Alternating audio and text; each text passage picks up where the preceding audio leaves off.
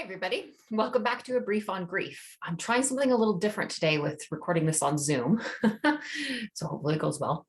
My camera's acting up, but anyway, welcome back. And today there is a lot bubbling in me on play. And you're probably wondering, why are we going to talk about play in a grief series?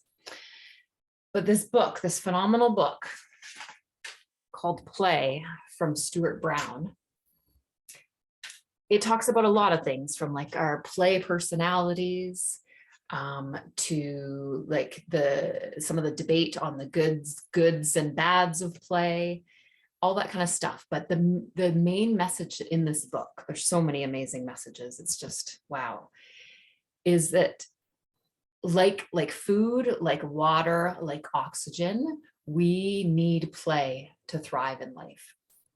I wrote a couple quotes here of some of the things he said, but he said we are designed to be lifelong learners.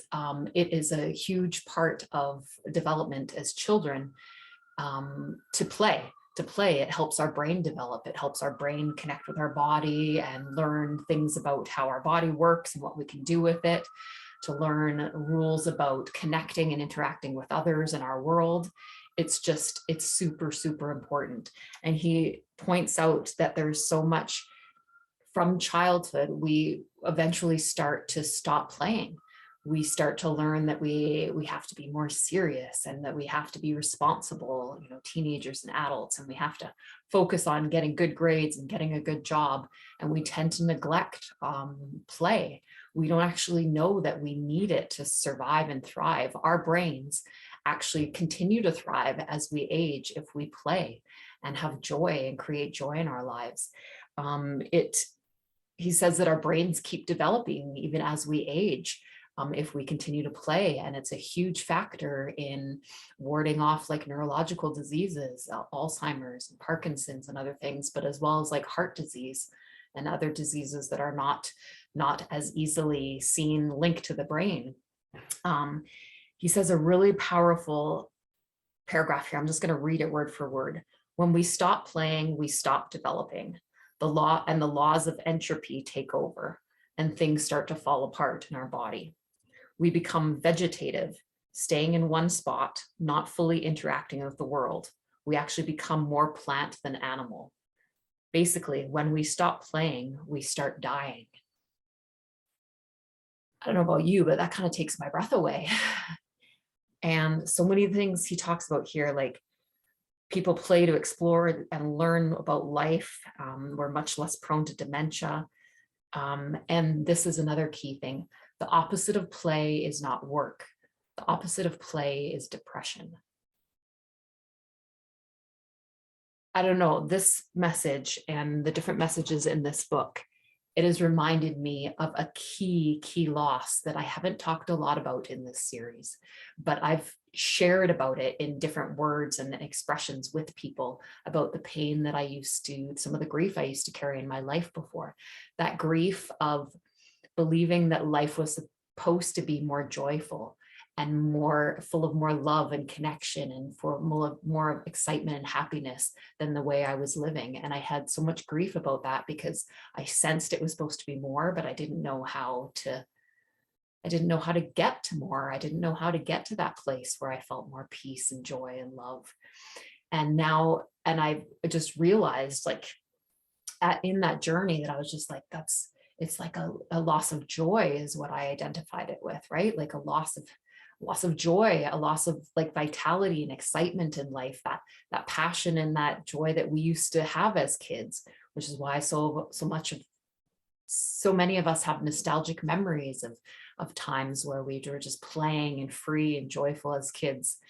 And this Stuart Brown, he says the key is to look for those moments and to reach and choose those moments as adults, to remember emotionally what we used to feel like when we played and felt free and were expressive. Because during play, he says, we express our most authentic selves, and we can truly only play when we feel like safe. We feel safe and fed and taken care of. And when we feel that way, then we spontaneously play. The play energy in us is a spontaneous energy that just floats out of us when we're feeling safe So I don't know about you, but I see that as not only some of the grief that I've had in my life, that loss of joy and play, but also some of the fears that I have when different things are happening in my life, maybe like changing jobs or changing schedules or looking at building a whole different life, like I've shared with you a bit in this series. But I'm scared of losing certain joys in my life, trading certain things for other things, or losing freedom, because joy to me is freedom. And vice versa. When I feel like I'm losing some freedom with my time, I feel like I feel fearful that I'll lose joy. So it's just this big, like, wow, it's just making a lot of connections for me as I read this book. And I realize that loss of joy and loss of play is detrimental for us. Like, I had senses of it before, and this book is just proving it. And that this is an area that I want to cultivate more, not only in the things that I want to be doing and creating with what I want to do to serve the world and stuff with grief and loss and tapping and all that, is bringing in joy and practices and play practices. I knew I wanted to incorporate that somehow, just didn't know how. But now after reading this, I know how the power of it, and I know that I want to do it for sure. And also, there were so many tears when I read this book, because it resonated so deeply, from like discovering what my play personalities were, to thinking about some of the magic that's come into my life in the last 3 years as I've gone through this journey of grieving fully, of things that I've held in my body for decades, and realizing I call it magic all the time, that magic, that energy that like erupts out of me, that I realize I'm living with more joy and creativity and passion than I ever have, than I ever thought that I could. And it's remnants of the way I was when I was younger. I didn't know that living like this was possible. And that's what I think is this play energy bubbling up in me that Stuart says that is in us when we allow ourselves to be our authentic self. And that's the kicker, is that processing and feeling grief that's been trapped in your body for years and years, that's literally dampening your capacity to feel happiness and joy and to trust, because you have to be able to trust to feel safe, and you have to feel safe to play. So that is the magic. He hints on the magic that I've been talking about, that's bubbling up and a part of my life now, and how I've noticed the power of that. And now I consciously choose that feeling. I consciously choose things that bring me that feeling of joy. I consciously choose to play with people and connect with people in my life, and strangers even. I'm more aware and more consciously choose to play and choose joy than I ever did. And it's just so incredibly healing and powerful, and I don't ever want to live another way.